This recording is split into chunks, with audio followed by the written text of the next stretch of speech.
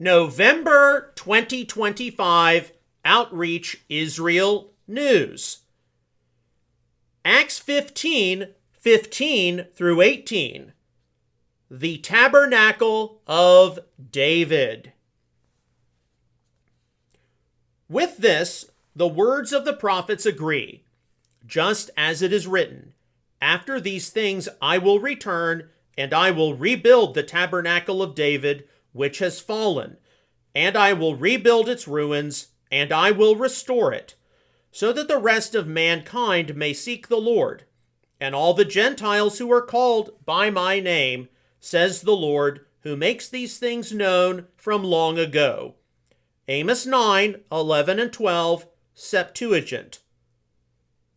New American Standard. The statements made by James the Just, half-brother of Yeshua the Messiah, at the Acts 15 Jerusalem Council were squarely intended to place the salvation of the nations within the context of the final restoration of Israel. The Apostolic Assembly had been gathered to address a tenuous situation which had arisen in Antioch, where various hyper-conservative Jewish believers, who were Pharisees, had insisted that the new non-Jewish believers be circumcised as proselytes and be ordered to keep the Torah of Moses for eternal salvation. Acts 15:1-5. The Apostle Peter testified before the representatives that to do so would be tantamount to tempting God, as Jewish people and those of the nations were saved equally the same way by the grace of Yeshua. Acts 15:7-11.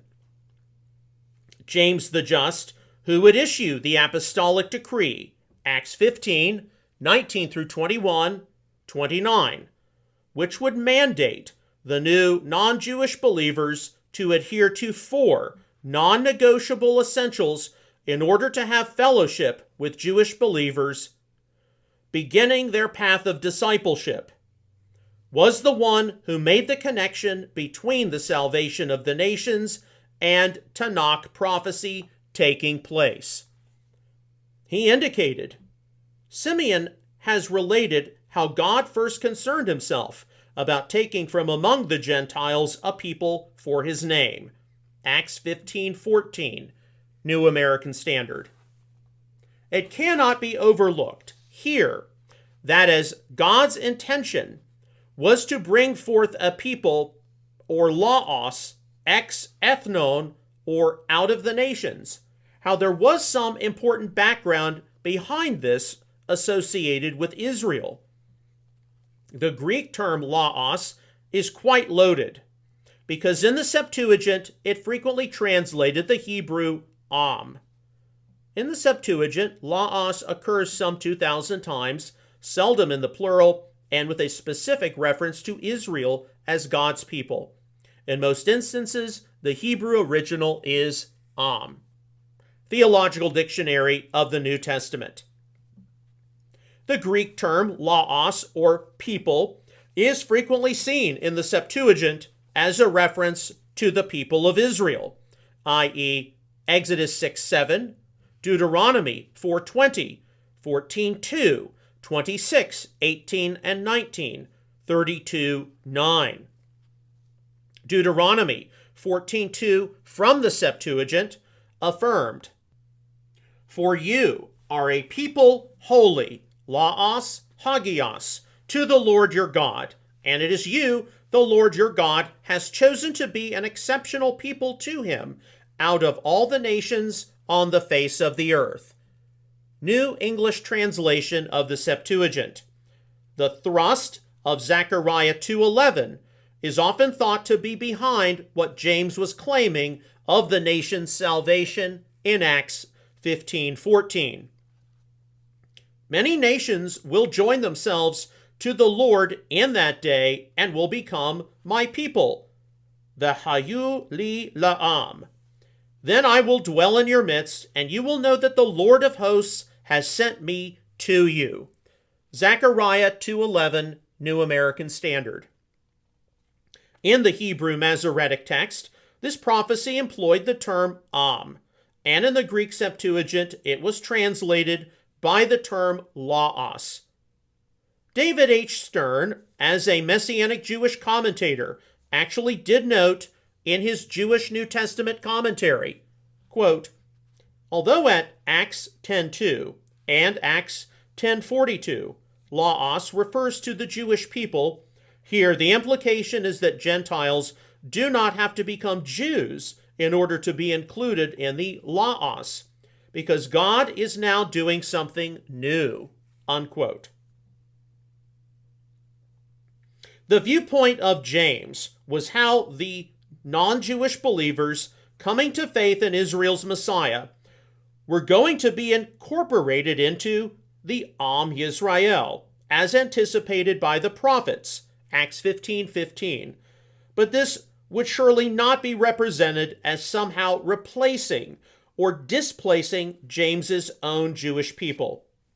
Rather, as is seen in the prophecy of the Tabernacle of David, the borders of the people of God, indeed Israel itself, would be enlarged.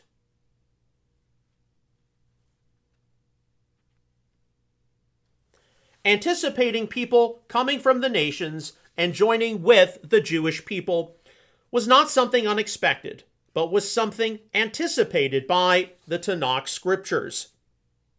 Before referencing Amos 9, 11, and 12, and certainly to discount the meddling nature of those who wanted to demand that the non-Jewish believers become proselytes, James placed all attention on the responsibility to heed the prophets. He said, with this, the words of the prophets agree. Acts 15:15, New American Standard. Hoi logoi ton propheton, with both words and prophets in the plural. This indicates that while Amos 9, 11, and 12 may be quoted, James would by no means have limited the inclusion of the nations or the scope of events to be anticipated to this single Tanakh, Old Testament, prophecy. A short list of prophecies which have been proposed by various examiners include Isaiah 2:2, 19:18 through 25, 45:20 to 23, Jeremiah 12:15 and 16, Hosea 3:4 and 5, Zephaniah 3:9, Zechariah 2:11, 8:22, 9. It is easy to detect from English Bibles when consulting Amos 9, 11, and 12, and 15, 16 through 18, that there appear to be some differences between what Amos prophesied and what James stated. It has long been recognized among expositors that what appears in Acts 15, 16 through 18 is actually from the Greek Septuagint, other than the fact that Amos 9, 11, and 12 in the Septuagint does represent some ancient Jewish views about the restoration of David's tabernacle, or tent. It should not be surprising why James appealed to the Septuagint, as what he would be ruling would have a decisive influence on how the good news was communicated to ancient people in the Mediterranean basin. The table below compares and contrasts the readings of Amos 9, 11, and 12 from both the Hebrew Masoretic text and Greek Septuagint. Amos 9, 11, and 12, translated from the Hebrew Masoretic text. In that day I will raise up the fallen booth of David, and wall up its breaches. I will also raise up its ruins and rebuild it as in the days of old, that they may possess the remnant of Edom and all the nations who are called by my name, declares the Lord who does this. New American Standard. Amos 9, 11, and 12, translated from the Greek Septuagint. On that day I will raise up the tent of David that is fallen, and rebuild its ruins, and raise up its destruction, and rebuild it as in the days of old, in order that those remaining of humans, and all the nations upon whom my name has been called, might seek out me, says the Lord who does these things. New English Translation of the Septuagint. The main difference, which one should be able to immediately notice, between the Masoretic text of Amos 9, 11, and 12, and what appears in both the Septuagint and James's quotation, is the usage of the rest of mankind, Acts 15:17, New American Standard, instead of the remnant of Edom. Here, the Masoretic text reading of She'erit Edom was rendered by the Septuagint as hoi kataloipoi ton anthropon. This difference can be explained on the basis of how Edom is closely connected to Adam, which is not only the name of the first person in the Bible, but also means mankind, people. Kaler Baumgartner Lexicon. The interpretation of the remnant of man simply passed into the Septuagint, which employed anthropos, itself meaning the human race, from the BDAG Lexicon. A second difference which appears between the Masoretic text and Septuagint is less easy to spot. The Masoretic text reads with, that they may possess the remnant of Edom, Amos 9:12, New American Standard, whereas the Septuagint has the totally different, so that the rest of mankind may seek the Lord, Acts 15:17, New American Standard. Aside from the Septuagint's theological value judgments, the Masoretic text of Amos 9:12 uses the verb yarash, meaning take possession of, inherit, dispossess, Brown Driver Briggs, speaking of the restored Tabernacle of David taking a hold of Edom. Contrary to this, the Septuagint uses ekzeteo, to exert effort to find out or learn something, seek out, search for, from the BDAG Lexicon, speaking of this remnant of humanity trying to find the Lord as a major result of the restored Tabernacle of David. In addition to any theological opinion interjected by the Septuagint's Jewish translators, it might also be that the verb darash, resort to seek, Brown Driver Briggs, could have been the original reading. The main point of drawing the attention of the Jerusalem Council to Amos 9, 11, and 12 was to emphasize how a restored Tabernacle of David, Hebrew Sukkot David, Greek Tain Skenein Dawid, representative of a united kingdom of Israel of all 12 tribes at its center, would expand beyond itself. If one follows the Hebrew Masoretic text, this is represented by how during the reigns of David and Solomon, not only was the kingdom of Israel at its height of power, but Edom was annexed by it. 2 Samuel 8:14. Or, if one follows the Greek Septuagint, God's faithful remnant from among humanity would seek him, come to a knowledge of Messiah Yeshua, and be a part of the Messianic kingdom with him as the greater David. Either way, a larger restoration of Israel is in view, and there are worthwhile reasons for Bible readers to consider both the Masoretic text and Septuagint to have prophetic validity. There will be a decisive enlargement of Israel's kingdom realm, of which those from the nations get to be citizens. Gary Gilbert, in the Jewish Annotated New Testament, concurs, quote, the Hebrew version speaks of Israel possessing other nations. The Septuagint, which in Luke's version here is what James quotes, refers to God's act of restoration of all peoples, Jews and Gentiles, unquote. James placed the nations coming to faith within the prophecies of the restoration of the Tabernacle of David and Israel's kingdom. The imagery of David, representing King Messiah, rules over the kingdom of Israel, and his reign obviously affects not only the Jewish people, but most especially the whole world.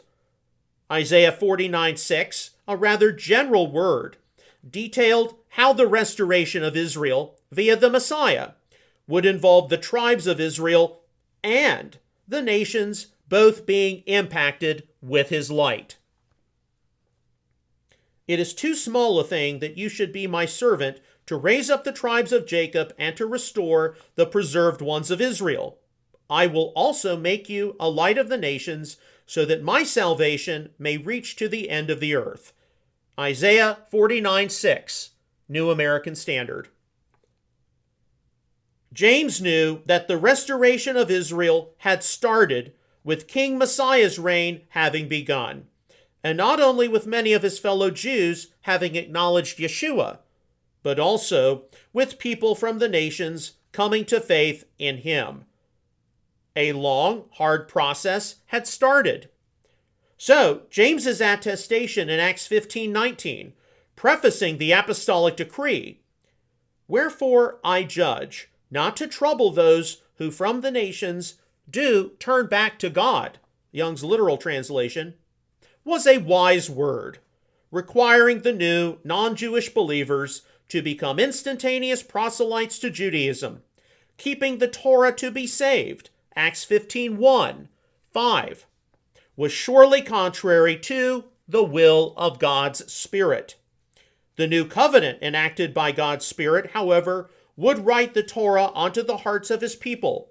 Jeremiah 31, 31-34, Ezekiel 36:27, something which would take place at his pace, not the pace of any demanding mortal.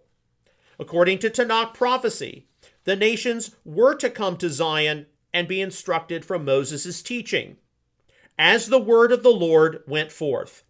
Micah 4, 1-3, Isaiah 2, 2-4. James emphasized that since the nations coming to faith was something prophesied in the Tanakh, that those who were turning to the God of Israel need not be troubled. The Greek verb epistrepho, employed in Acts 15:19, mainly means to cause a person to change belief or course of conduct, with focus on the thing to which one turns, from the BDAG lexicon. It is notable, though, how it appears in a prophetic word like Amos 9:14. Also, I will restore, Hebrew Masoretic text shuv, Greek Septuagint epistrepho, the captivity of my people Israel, New American Standard. With the very verb describing Israel proper's return applied to the salvation of the nations, this should be taken as a good indicator of how the apostles not only recognized that the salvation of the nations signaled a major step forward in Israel's ultimate corporate redemption, but they really did consider the non-Jewish believers coming to faith to be participants within such a restoration along with them. Acts 15:14, also Zechariah 2:11. Jewish and non-Jewish believers were all going to be involved, and all were to be brothers and sisters in the Lord. It is to culminate in what is embodied by the promise. My servant David will be king over them, and they will all have one shepherd, and they will walk in my ordinances and keep my statutes and observe them. Ezekiel 37:24, New American Standard. Even today, we have still not witnessed the complete restoration of David's tabernacle. Many of today's Messianic people are of the conviction that the very reason our faith community has been growing in significant numbers the past several decades is indeed to see Israel's restoration completely come to fruition in the not-too-distant future. Although many things will need to be sorted out by God's sovereign hand, it is something which involves more than just Jewish people coming to faith in Israel's Messiah.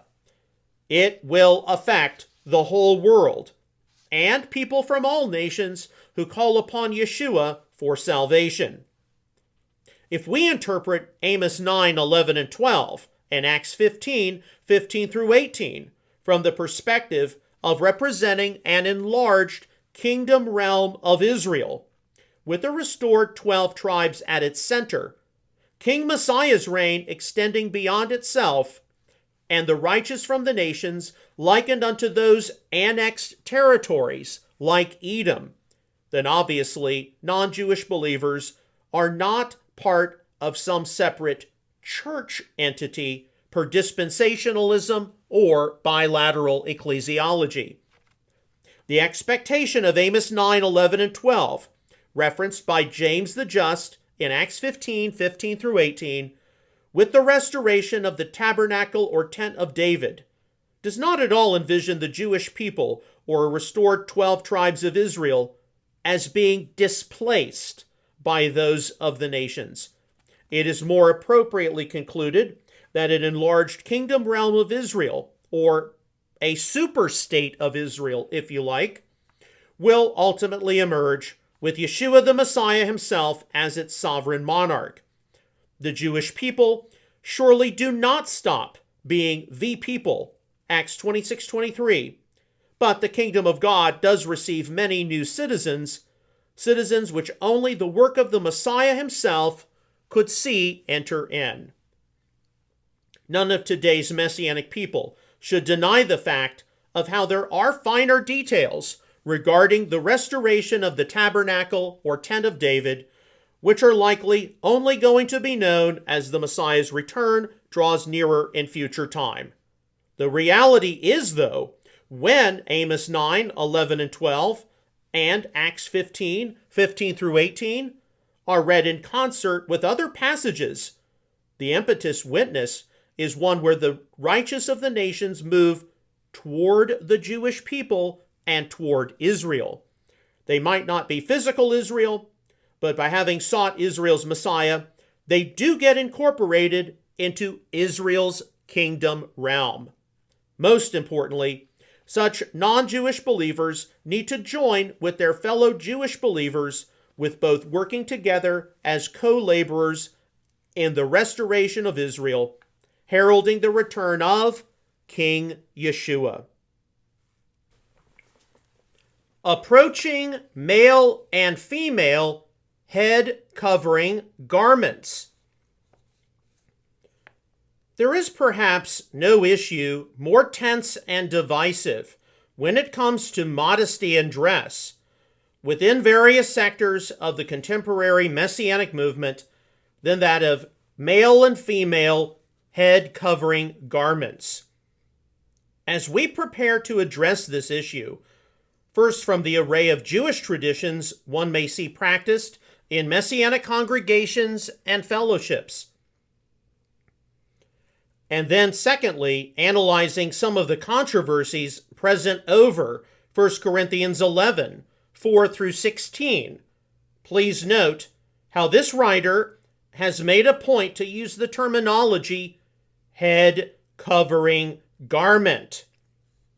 What makes this important is that terms like head covering or covering can get easily jumbled up, and then further confusion can erupt from some of the complexities and challenges regarding terms such as head or covering. The text of the Torah or Pentateuch is actually relatively silent about the whole issue of head covering garments, and is not actually as big of an issue in the Tanakh scriptures as some may make it out to be. Those who were actually specified in the Torah to wear a specific head covering garment were the Levitical priests, as the book of Exodus originally directed. These are the garments which they shall make: a breastpiece, and an ephod, and a robe, and a tunic of checkered work, a turban and a sash. And they shall make holy garments for Aaron your brother and his sons, that he may minister as priest to me. You shall fasten it on a blue cord, and it shall be on the turban. It shall be at the front of the turban. For Aaron's sons you shall make tunics. You shall also make sashes for them, and you shall make caps for them, for glory and for beauty. Exodus 28:4, 37, 40, New American Standard. Aaron, as high priest, was instructed to wear a mitznefet, simply defined by Brown Driver Briggs as turban of high priest. Aaron's sons, as the Levitical priests, were to wear a migbaot, which Brown Driver Briggs has regarded to be headgear, turban of common priest. Some might claim that the principle of believers in Yeshua being a kingdom of priests, Revelation 1:6, 5:10, might require a similar headpiece to be worn. But directly transferring the symbols of the Levitical priesthood to individual believers in Yeshua, with the Levitical priesthood effectively established to be ancient Israel's aristocracy, would be most out of place. Concerning females specifically in ancient Israel, some have certainly suggested that a head covering garment was normative, per what is stated in Numbers 5:18, here quoted from the King James Version. And the priest shall set the woman before the Lord, and uncover the woman's head, and put the offering of memorial in her hands, which is the jealousy offering, and the priest shall have in his hand the bitter water that causeth the curse. An older Hebrew lexicon, like Brown Driver Briggs, would define the verb para, appearing in the call stem, simple action, active voice, with let go, let alone, unbind hair, uncover. More modern Hebrew lexicography would define para with to let the hair on the head hang loosely, to let down the hair of a wife accused of infidelity, from the Kaler Baumgartner lexicon. This is why farah et rosh ha'isha is rendered in more modern English versions with and let the hair of the woman's head go loose, New American Standard, and unbind the hair of the woman's head, Revised Standard Version, or dishevel the woman's hair, New Revised Standard. Far from speaking of a head covering garment being removed in Numbers 5:18, a female's long hair which was bound up would be let loose. Even with head covering garments not specifically present in Numbers 5:18, this hardly means that head garments were not worn by both men and women in ancient Israel. The climate of the ancient Near East, for certain, would have widely required that people wear some kind of garment protecting their heads from the sun, little different than how hats are worn today. The issue more pertains to head covering garments as a matter involving religious practice, piety, submission, or any other such value judgment as interjected into it by the observant. This is where, in ancient Jewish history, particularly over the past millennium, men wearing the skull cap and women wearing a scarf or other headpiece has been developed as a custom and tradition, albeit with variance. One of the most obvious elements of modern Jewish identity witnessed in the world today is men wearing the kippah or yarmulke or skull cap. The idea behind wearing this small skull cap is that it shows submission to God. The term kippah is derived from the Hebrew verb kafar, meaning to cover, to forgive, to expiate, to reconcile. Complete Word Study Dictionary, Old Testament. The kippah is believed to be a covering which represents a man's submission to God. It is notable that the head covering garment of a kippah is not an explicit commandment of Scripture. This is a Jewish tradition which has developed over time. Alfred J. Kolach explains this in The Jewish Book of Why. Quote, a yarmulke, called a kippah in Hebrew, is a skull cap worn by Jews. Some wear one at all times, others only during prayer and at mealtime. The custom of covering the head received wide acceptance, but not by all. Historian Israel Abrahams points out that in the 13th century, Boys in Germany and adults in France were called to the Torah in the synagogue bareheaded. In the Middle Ages, French and Spanish rabbinical authorities regarded the practice of covering the head during prayer and when studying the Torah to be no more than mere custom. Some rabbis were known to pray bareheaded. Today, Orthodox Jews and many conservative Jews believe that covering the head is an expression of yirat shamayim, fear of God or reverence for God. Unquote. Wearing a kippah is quite commonplace throughout the diverse social strata of modern Israel. Jews of all type throughout the diaspora commonly wear them as well, sometimes as a part of their everyday dress.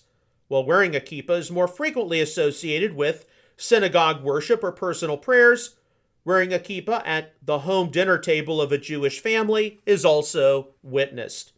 Jewish men wearing a kippah or yarmulke, and likewise Jewish women being found to wear some kind of a headscarf or other garment, is something which has developed over time in history, often for reasons of wanting to respect the holiness of God.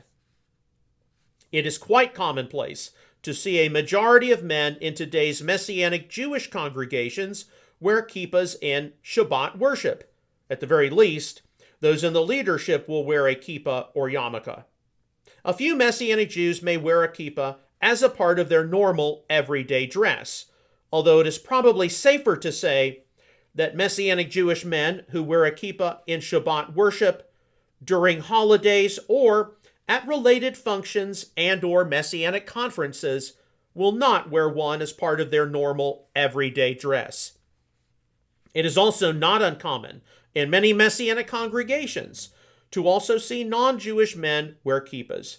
This is largely so that they can respect the protocol of the assembly, as generally all men are expected to wear a kippah if they were to attend a service at any non-Messianic synagogue. The issue of female head-covering garments varies in the Jewish tradition, with some of it based in the Numbers 5:18 passage, but also for various reasons of modesty. Yet ultimately, at least in a great deal of Judaism, females wearing a head-covering garment is a tradition and a custom, and is not an explicit biblical commandment.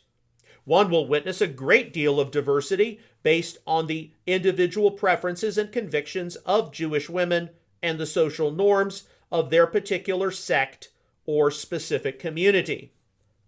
The major controversy which tends to exist in parts of the Messianic community and the issue of head-covering garments pertains to diagnosing what the issue of 1 Corinthians 11, 4 through 16 actually is. Frequently, and most often from non-Jewish people with a fundamentalist reading of Scripture, some would take 1 Corinthians 11, 4 through 16 in English as an insistence that Jewish men and Messianic men should not wear a kippah or yarmulke, but that all females, at least in worship settings, must wear a head-covering garment. However, as we will proceed to describe, there are some translation issues present in these verses in various English versions, as well as some ancient background issues germane to first century Corinth, which need to be seriously considered. The Apostle Paul said in 1 Corinthians 11:4, Pas aner prosu komenos e prophetuon kata kephales. Every man praying or prophesying having something down from the head. My translation. Many versions add something like, with his head covered, New International Version, or who has something on his head, New American Standard. But does this really do justice to the clause, kata kephales? With a genitive, the case indicating possession. The preposition kata relates to against, down, down from, throughout, by, of oaths, over, of authority. Concise Greek-English Dictionary of the New Testament. Would it have really been disgraceful for a first century Jewish man, or even a Greek or Roman man, to have worn a garment upon his head during a time of prayer or prophecy. No, Paul specified later in 1 Corinthians 11:14 that there was something which could have been down from a man's head, disgracing him. If a man has long hair, it is a dishonor to him. New American Standard.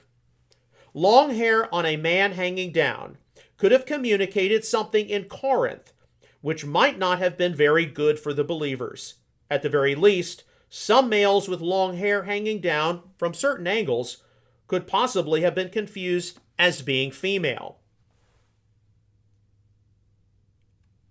Continuing in 1 Corinthians 11:5a, Paul issued instruction regarding passa de gune, prosoukomene e prophe tu usa a katakalupto te kephale. But every woman praying or prophesying with the head uncovered, my translation, is to be regarded as having dishonored her head, being as though her head were shaved. 1 Corinthians 11:5b. Having a shaved, the Greek verb zureo, head in ancient times, whether in ancient Israel, Second Temple Judaism, or even Greco-Roman culture, was frequently a sign of mourning and or humiliation. The challenge for interpreting a head uncovered is that it is frequently read from the perspective of it meaning that a woman praying or prophesying must have had some kind of a garment present. But was wearing a head-covering garment really the issue? A significant usage of the adjective a katakaluptos in the Septuagint is Leviticus 13:45. Speaking of the leper who has the plague in him, his garments shall be torn and his head shall be uncovered. A katakaluptos. Brenton. A katakaluptos actually renders the before-mentioned Hebrew verb parah, which as noted means to let the hair on the head hang loosely. Kaler Baumgartner lexicon, as the leper who has the disease shall wear torn clothes and let the hair of his head hang loose. Para. Leviticus 13:45, Revised Standard Version. If this background is kept in view, then a Corinthian woman who had her head uncovered was one who actually had her long hair hanging loose for all in the assembly to see. It is true that when modern readers encounter a term like uncovered, it is more natural for us to think that the Corinthian woman was to probably be wearing some sort of head garment. But wearing or not wearing a head garment would not have been as problematic as a female having loosed hair flowing freely. In a largely progressive and so-called sexually liberated city like first century Corinth, a woman with free-flowing loose hair was anything but respectable. In fact, such a hairstyle would be like a prostitute advertising her wares, consistent with some of the cultural influence of the Dionysiac cult. Contrary to Corinthian women with uncovered heads with the hair freely flowing down, respectable women would have covered heads with their hair arranged in a kind of bun, something attested in the artwork of the broad first century. A Corinthian woman with an uncovered head, meaning free-flowing long hair which had not been arranged in a proper manner, makes sense of Paul's prescription that such an uncovered woman's hair be cut or shaved off, which was definitely a sign of dishonor. 1 Corinthians 11:6. A proper recognition of the genders is in view here. 1 Corinthians 11:7 and 8, including being aware of how at a previous time in biblical history, e.g. Genesis 6:4, women may have been able to tempt the angels. 1 Corinthians 11:10. Both man and woman, especially if they are married, are to understand that they are not independent of one another, with all originating from God. 1 Corinthians 11 and 12. With the realization that covered and uncovered probably relates to hairstyles of hair pulled up versus free-flowing long hair for the Corinthians. How might this change our reading of Paul's further direction when people would attend home gatherings of the Corinthians, including any visiting pagans? What impression would it give of the Messiah followers and the Lord Yeshua? As 1 Corinthians 11:13 through 16 details. Judge for yourself. Is it proper for a woman to pray to God with her head uncovered? Meaning with free-flowing long hair. Does not even nature itself teach you that if a man has long hair, it is a dishonor to him, but if a woman has long hair, it is a glory to her, for her hair is given to her for a covering, or a mantle, the Greek parabolion. But if one is inclined to be contentious, we have no other practice, nor have the assemblies of God. 1 Corinthians 11:13 through 16, New American Standard. It is difficult at first for many to consider covered or uncovered to relate to hairstyles, which either communicated lewdness or promiscuity or just general disrespectfulness to wider society in ancient Corinth. But it is a much better way to understand the issues of 1 Corinthians 11:1 through 16. The actual issue in ancient Corinth regarding male and female heads was that covered and uncovered actually pertained to specific hairstyles. Men should not have had long hair hanging down.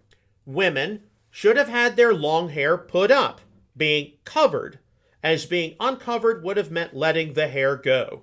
The association which such hairstyles would have had could not only have communicated a degree of prostitution promotion, female and male, to outsiders, but perhaps also have associated the Corinthians as participating with local pagan religious activities. The Apostle Paul clearly did not want something like this communicated to outsiders in the gatherings and worship activities of the Messiah followers. I have never seen the perspective of covered and uncovered relating to ancient Corinthian hairstyles ever really considered in any sector of today's Messianic movement. Many believe that covered and uncovered relates to head garments, like the kippah or yarmulke, various uses of the talit, or some kind of female head garment.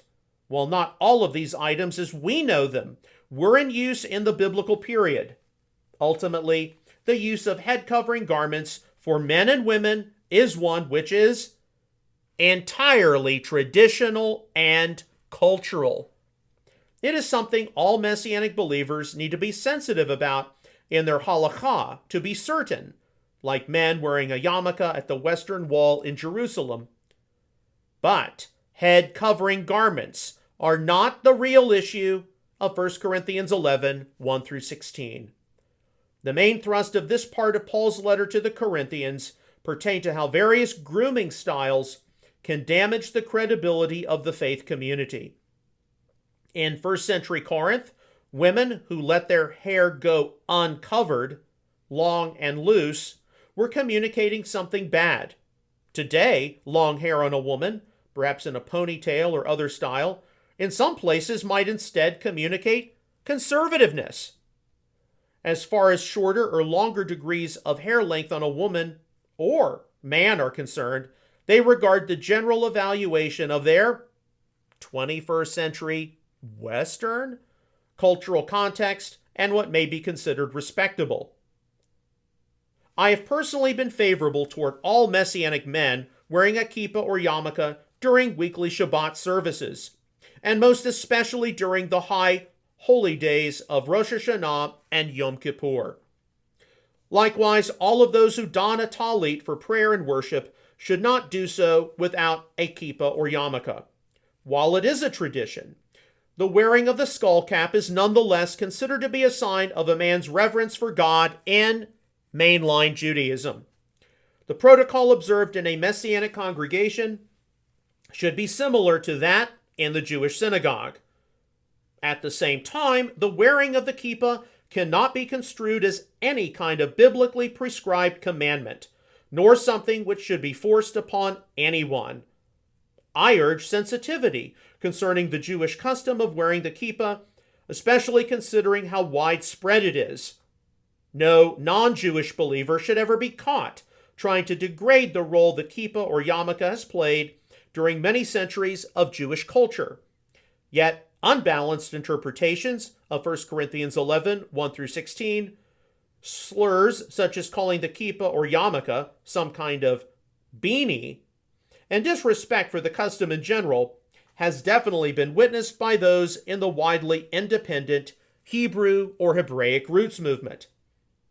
Sadly, many such persons cannot respect one of the most basic and widespread traditions of the Jewish people.